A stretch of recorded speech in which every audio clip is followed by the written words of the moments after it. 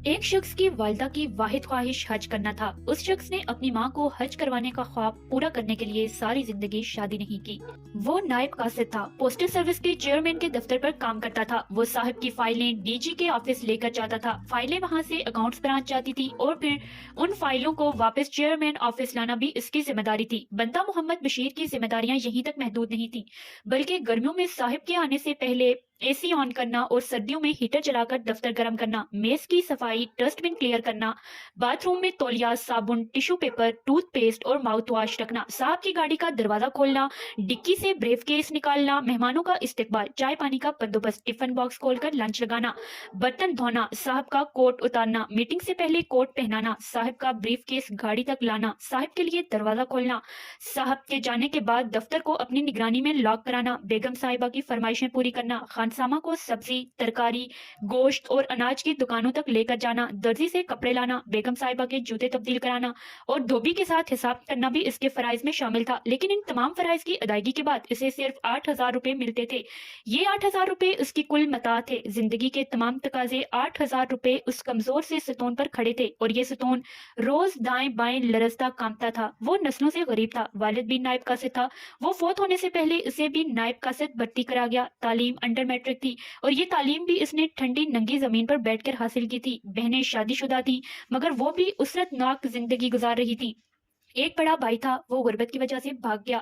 وہ آخری بار کراچی میں دیکھا گیا، اس کے بعد اس کی کوئی خبر نہیں ملی۔ چیئرمین صاحب کی مہربانی سے والد کا سرکاری کوارٹر اس کے نام منتقل ہو گیا۔ یہ بوسیدہ بدبودار کوارٹر اس کی کل کائنات تھا۔ لیکن ٹھہریے، کوارٹر کے علاوہ بھی اس کی ایک کائنات تھی۔ یہ کائنات بوڑھی بیمار والدہ تھی۔ بندہ محمد بشیر نے بچپن میں مولوی صاحب سے سن لیا، ماں کی خدمت کرنے والا دنیا اور آخرت دونوں میں سرفراز ہوتا ہے۔ یہ نکتہ بیج بن کر اس کے دماغ کی زرخیز مٹی میں گرا، اور وہ بیج وقت گزرنے کے ساتھ ساتھ تناور درخت بن گیا۔ ماں اس کی واحد پناہ گاہ تھی، اور وہ ماں کا تنہا سہارا تھا۔ وہ دن کے وقت چیئرمین صاحب کی چاکری کرتا تھا، اور صبح شام اور رات میں والدہ کی خدمت، یہ اس کی کل زندگی تھی۔ میں آپ کو یہ بھی بتاتی چلوں، بندہ محمد بشیر نے شادی نہیں کی۔ کیوں؟ یہ وجہ بھی اس کی زندگی کی طرح دلچسپ تھی۔ بندہ محمد بشیر کی والدہ حج کرنا چاہتی تھی۔ یہ والدہ کی زندگی کی واحد خواہش تھی۔ بندہ محمد بشیر جب ماں کی گود میں تھا تو ماں اسے تھپ تھپاتی تھی، ہلاتی تھی، لوریاں دیتی تھی، اور ساتھ ساتھ کہتی جاتی تھی، میرا محمد بشیر مجھے حج کرائے گا، میرا محمد بشیر مجھے مکے مدینے لے کر جائے گا۔ بندہ محمد بشیر یہ فکرہ سن سن کر بڑا ہوا تھا، چنانچہ اس نے ماں کے حج کو بھی اپنے فرائض کا حصہ بنا لیا تھا۔ وہ ماں کو ہر صورت حج کرانا چاہتا تھا۔ حج مہنگا تھا، اور بندہ محمد بشیر کی آمدنی قلیل تھی۔ وہ اگر اس قلت میں شادی بھی کر لیتا تو ماں کا حج ناممکن ہو جاتا۔ چنانچہ اس نے ماں کے حج تک شادی نہ کرنے کا فیصلہ کر لیا۔ وہ ہر ماہ اپنی قلیل آمدنی سے 1,500-2,000 روپے بچا لیتا تھا اور ماں کے حج فنڈ میں جمع کر دیتا تھا۔ یہ فنڈ چونٹی کی طرح رینگتا رینگتا آگے بڑھ رہا تھا۔ ہم سٹوری کو یہاں روکتے ہیں اور آپ کو بتاتے ہیں لوگ محمد بشیر کو بندہ محمد بشیر کیوں کہتے تھے۔ اللہ تعالیٰ نے محمد بشیر کو عاجزی اور انکساری کی نعمت سے نواز رکھا تھا۔ وہ جس کو بھی اپنا تعارف کراتا تھا ذرا سا جھکتا تھا اور سینے پر ہاتھ رکھ کر کہتا تھا، بندے کا نام ہے محمد بشیر۔ سننے والوں کو ہنسی آ جاتی تھی۔ لوگوں نے آہستہ آہستہ اس کا نام ہی بندہ محمد بشیر رکھ دیا۔ وہ اس ٹائٹل پر خوش تھا۔ وہ درخواستوں میں اپنا نام بندہ محمد بشیر لکھ دیتا تھا، اور یوں وہ سچ مچ بندہ محمد بشیر بن گیا۔ ہم واپس ماں کے حج کی طرف آتے ہیں۔ بندہ محمد بشیر نے بہرحال 2005 میں حج کے پیسے جمع کر لیے۔ وہ درخواست جمع کرانے گیا تو پتا چلا ماں محرم کے بغیر حج نہیں کر سکتی۔ یہ نئی افتادہ تھی۔ وہ بڑی مشکل سے 10 سال میں ایک حج کے پیسے جمع کر پایا تھا۔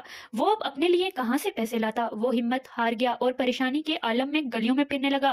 اس دوران ایک اور واقعہ پیش آ گیا۔ محمد نعیم ساتھی نائب قاصد تھا۔ نعیم کا بیٹا پتنگ اڑاتا ہوا چھت سے گر گیا۔ بچہ شدید زخمی تھا۔ نعیم کو آپریشن کے لیے 2 لاکھ روپے چاہیے تھے۔ اس نے دوڑ بھاگ کے لاکھ روپے جمع کر لیے۔ لاکھ روپے کی کمی تھی۔ نعیم مجبوری کے عالم میں بندہ محمد بشیر کے پاس آ گیا۔ محمد بشیر عجیب مسئلے کا شکار ہو گیا۔ وہ حج کی دوسری درخواست کے لیے خود قرض تلاش کر رہا تھا، جبکہ محمد نعیم اس سے ماں کی درخواست کے پیسے بھی مانگ رہا تھا۔ وہ نعیم کو انکار کرتا تو بچے کے بچنے کے امکانات کم ہو جاتے، اور وہ اگر حج کے پیسے نعیم کو دے دیتا تو ماں بیمار تھی، وہ حج کے بغیر ہی دنیا سے رخصت ہو جاتی۔ محمد بشیر بری طرح پھنس گیا۔ نعیم کے پاس وقت کم تھا۔ وہ محمد بشیر کے قدموں میں جھک گیا، اور یہ وہ لمحہ تھا جس میں بشیر نے اپنی زندگی کا مشکل ترین فیصلہ کیا۔ وہ گھر گیا، الماری سے رقم نکالی اور نعیم کے حوالے کر دی۔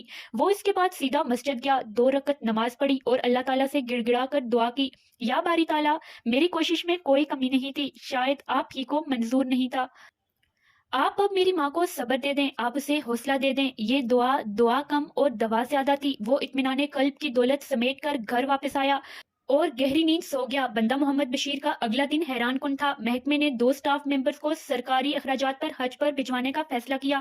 قرآن تازی ہوئی اور بندہ محمد بشیر اور محمد نعیم کے نام نکل آئے۔ محمد نعیم کو اسپتال میں اطلاع دی گئی، وہ سیدھا دفتر آیا، چیئرمین سے ملاقات کی اور محمد بشیر کی زندگی 10 سال تک ماں کے حج کے لیے رقم جمع کرنے اور پھر یہ رقم زخمی بچے کے آپریشن کے لیے دینے تک ساری داستان انہیں سنا دی۔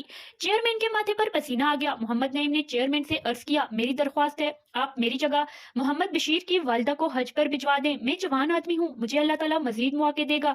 چیئرمین کے پاس انکار کی گنجائش نہیں تھی۔ نعیم نے درخواست دی، چیئرمین نے منظوری دے دی اور یوں بندہ محمد بشیر اپنی والدہ کو ساتھ لے کر حج پر روانہ ہو گیا۔ محمد بشیر حج کے دوران اپنی ماں کی جی جان سے خدمت کرتا رہا۔ یہ خدمت دیکھ کر ایک ساتھی خاندان متاثر ہوا اور حج کے دوران ہی اسے بیٹی کا رشتہ دے دیا۔ وہ اور اس کی والدہ واپس آئے۔ چند ماہ بعد شادی ہوئی۔ سسر نے بیٹی کو جہیز میں 10 مرلے کا چھوٹا سا مکان دے دیا۔ یہ لوگ نئے گھر میں شفٹ ہوئے۔ لڑکی پڑھی لکھی اور سمجھدار تھی، اس نے گھر میں 10 سلائی مشینیں رکھی، محلے کی لڑکیاں اکٹھی کی اور اپنا بوتیک بنا لیا۔ بوتیک کامیاب ہو گیا۔ آج 10 برس بعد بندہ محمد بشیر ملک محمد بشیر بن چکا ہے۔ یہ ہر سال 10 ضرورت مندوں کو حج کراتا ہے اور اللہ تعالیٰ کا لاکھ لاکھ شکر ادا کرتا ہے۔ یہ اپنی کامیابی کو کامیابی نہیں، حج اکبر کہتا ہے، ایک ایسا حج جس کا دروازہ محمد نعیم کے زخمی بیٹے کے زخمی سر میں تھا اور محمد بشیر اس پھٹے ہوئے کھلے سر سے ہوتا ہوا خانہ کعبہ پہنچا تھا۔